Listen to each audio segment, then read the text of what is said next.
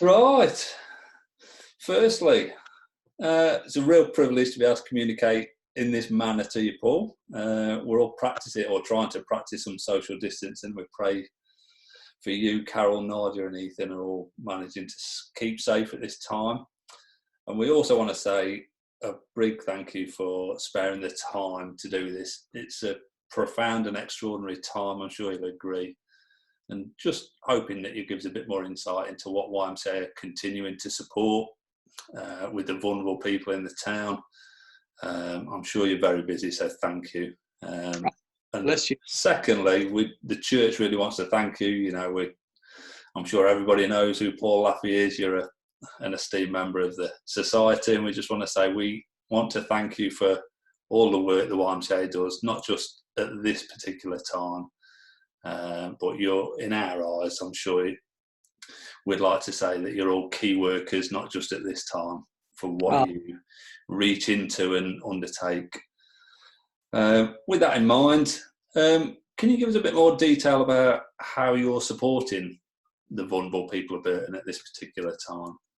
Well, bless you, Matt, and thank you for this opportunity to communicate in this way. We're certainly social distancing and doing this interview.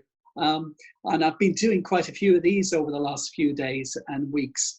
It's remarkable how we learn to keep in touch with people in different ways. So yes, the YMCA, like pretty much all organisations across the country, but particularly charities, have had to fundamentally change how they operate since the government instruction about how we lead our lives. So I can honestly say we've got a remarkable team at the YMCA. They've been great people. We are currently delivering a support service for 71 vulnerable people in the town at 3 locations. And all of those residents within our community are needing additional support at this time. And my staff have really stepped up.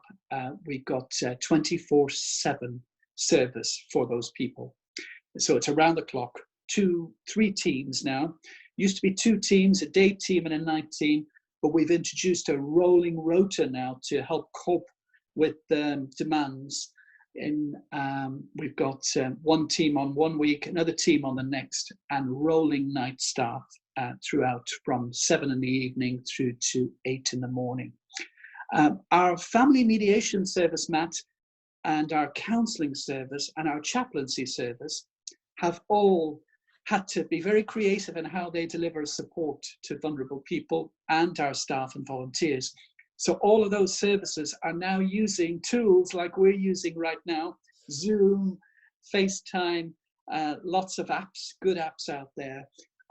So they are communicating with the client group and the people they're working with via this means. We know, Matt, it's not the same as being in the room, but at least you can give eye-to-eye contact. So I'm pleased about that. Please do pray for those people, though, because they're having to work from their living rooms and dining rooms. And it's a new mentality as to how they've got to deliver that service. And they're adjusting really well. The other thing that we've introduced, instead of our weekly prayer meeting, we've now got daily prayer in terms of a structured prayer gathering. So there's a chaplains network running every morning at 9:30, where people can log in to anyone working for the YMCA for prayer support. And that's been getting members link up from around Europe.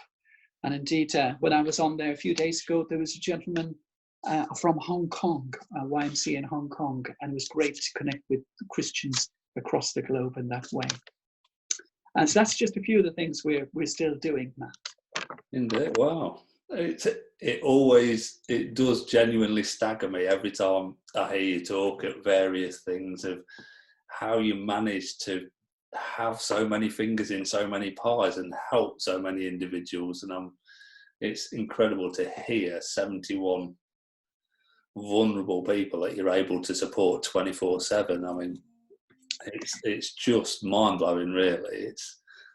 I'm sure the virus has put extra pressures on the YMCA, and what are those pressures like to deal with? Well, Yeah, that's certainly, we can say that's very true, Matt, in terms of the environment that we're now working in is so different. I'd say some of the key challenges we're faced with is those residents I mentioned to you earlier, Matt.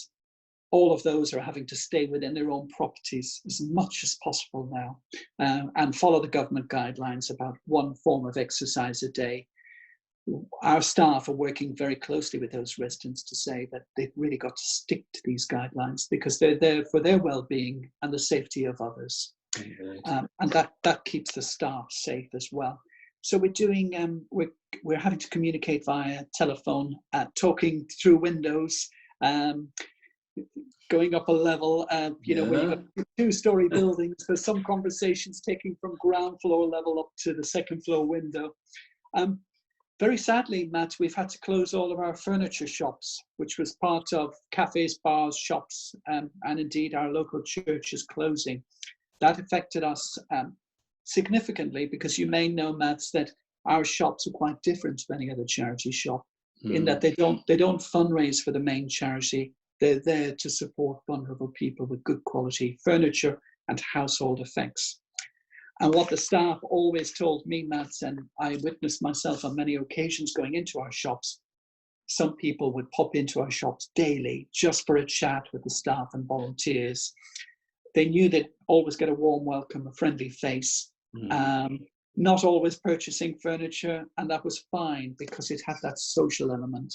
So we're thinking of all those people that can't access that service at the time, as well as the staff we've had to furlough. Furlough. Not sure I like that word, furlough, but that's what we have to do. Yeah. So there's 12 of our staff at home, sitting at home at the moment, eager to get back to work as quickly as possible. The other thing we've had to do, Matt, is stop all of our luncheon clubs and our breakfast clubs, because effectively they're where people congregate and meet. Yeah. We've had to cancel a whole number of fundraising events. So we're in the process of postponing, I like to call it, because we hope that these will run again at a later date when we're not sure. But things like we had 7 people lined up, for example, to run the London Marathon, which is amazing in itself. 7 local citizens who were very good supporters of the YMCA. We had to stop running a curry night at the Apney restaurant, and we stopped a couple of other events. So it has had significant additional pressures, Matt, in adjusting to all those changes. Oh, yeah, I think I'm very conscious of numbers that are bandied around nowadays with the sheer scale of the communications that we've got available to us nowadays. Numbers seem to roll off. And tragically, even the numbers of infections and deaths still, it somehow doesn't really compute with me sometimes. I find it very difficult to humanly comprehend the numbers of people that are affected. And, it may sound like 12 staff waiting at home to come back to work, but for them it's everything, isn't it? They want to serve, and you're blessed with the people that you've got. That's right. You're not able to do it, and the people indeed.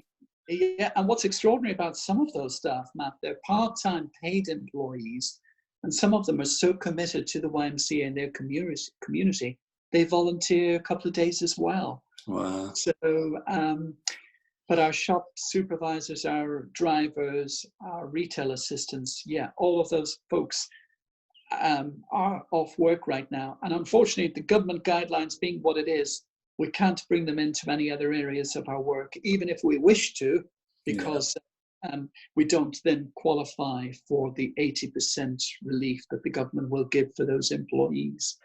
So that's a tricky one as well for a charity, because I can imagine some employees are taking advantage and enjoying their holiday, an extended holiday, albeit they can't go anywhere. Yeah. But the reality is, I think a lot of our people really don't want to be at home. And we're keeping in touch with them. That's the most important thing. Lovely. That's great. Obviously, the government has made a decision to house all homeless people, of which, you've got a great rapport with the homeless people in the town of Burton. Have you been able to assist or aid in that? Well, I'll tell you, Matt, I consider this a miracle in many ways. And it shows the benefit of the Burton Night Shelter that the Elim Church and others in supporting. First of all, a thank you to all those volunteers and people from Elim that have supported the night shelter. They've all been amazing. It kind of timed in some ways. I feel the Lord was in the timing in a big way, Matt, because just as the shelter was due to close, we'd had the directive come from government where they wrote to every local authority to help clear the streets.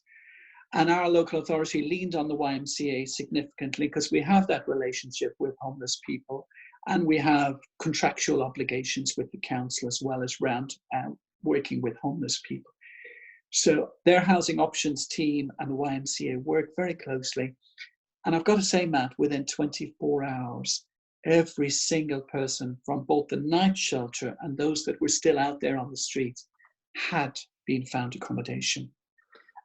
We're hearing from other YMCAs across the country. That's been a tough call on a lot of local authorities. They've not been able to find all the accommodation that's suitable and appropriate. And they've not been able to convince some homeless people to come off the streets either, because that in itself is a big challenge. So I've got to say, we're working now with a number of people that have found temporary accommodation, and our team are keeping in contact with them and supporting them during this time. Lovely. It's great to hear already the testimonies of God's hand upon this nation, upon individuals already coming out. It is heartwarming, and obviously we're thankful that we've got such a loving God, I suppose. It's incredible. That's true, man. Yeah, just a random one. I'm not even sure this is even applicable. Is there anything we can practically do for you or Laffey as well as the YMCA at this time? Can we support you financially, physically with food still? You did mention the 71 vulnerable. Is there anything we can do to?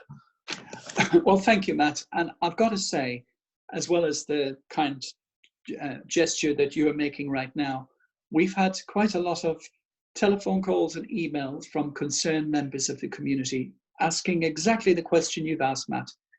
The bottom line is, I think, given the government restrictions, it's very hard, isn't it, to physically do anything. The one thing that we found has been really helpful is the local supermarkets have been supporting our food bank, because the one area I don't think we talked about yet, Matt, but the food bank has seen astronomical growth. Just in the last 2-3 weeks. So we had one afternoon, we had 26 people in, just in an afternoon, the week before last. And we've steadily seen these numbers rising. And very sadly, we think it's down to people who've been laid off work and who simply have got no savings, Matt. Mm-hmm. Because we heard nationally the number of people applying for universal credit went through the roof in a few days. Yeah. So anything to do with food, maybe food vouchers. If people are able to donate, we can go out and buy the food because we've got the relationship with the supermarkets. Some of the supermarkets are already donating food to us, which is brilliant. But if folks want to pop onto our website, Matt, it's www.burtonymca.org. And there's a little icon button on the top left-hand side called Get Involved. People want to press that, they can look at ways to donate if they wish. And we will ensure that that money goes to help the very people that we're supporting at this time. That is the main area, we would say, practically speaking, Matt, because the supermarkets, credit to them, are stepping up to the plate otherwise. Lovely. Well, what we'll look to do is we'll try and get a link on Burton Elim's website as well, straight through to that, to the Burton YMCA. That'll make things easier for anybody that wants to do something like that. Oh, bless you. Thanks. Last question. What would yours or the YMCA's top 2 prayers be for at this time? Wow, that's a great question, and one that's on the foremost of our minds continually, Matt. I think the key, and it was met, I've heard a number of people say this, and I was chatting to some of our key working staff this morning. The key for us, Matt, is that all of those people that are being asked to self-isolate, many of whom have no family support network. So there's a lot depending on community groups, voluntary sector groups, charities like ourselves. Where those staff and volunteers are not able to do their work in the usual way, I would value prayer for creativity to flow, like we're communicating at the moment, to make sure that those people we keep in contact with. Because what I am a little bit concerned about, Matt, is 90% of our residents at any one time have anxiety issues, mental health issues, whole range of well-being issues. Yeah. And that's in the good times. So when we're asking people to stay indoors, not have contact with friends or family in physical way, they can only do so by telephone and this means of video conferencing. That's not what everybody needs, Matt. And we would pray for real wisdom in how we manage that. So right down to, I'll give you a classic, our young people, we structured during the day when they can access our communal washing facilities.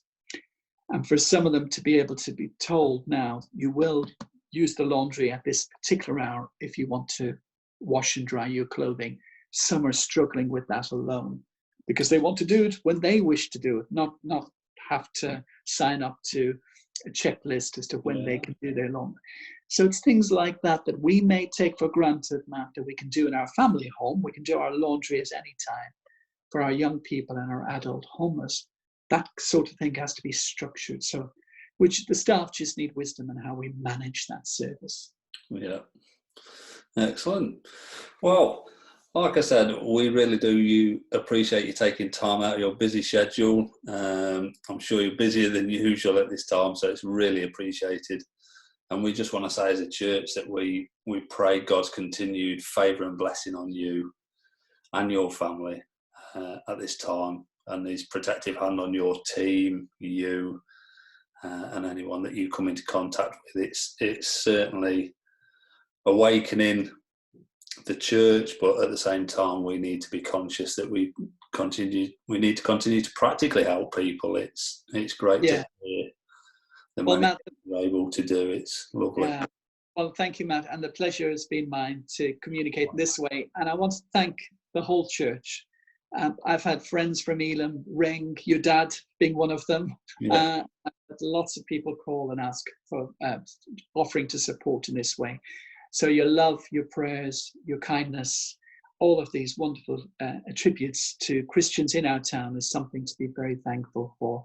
And I want to thank everyone for supporting myself and the YMCA in this way, Matt. Really appreciate it. It's a pleasure, and thank you. God bless and keep you.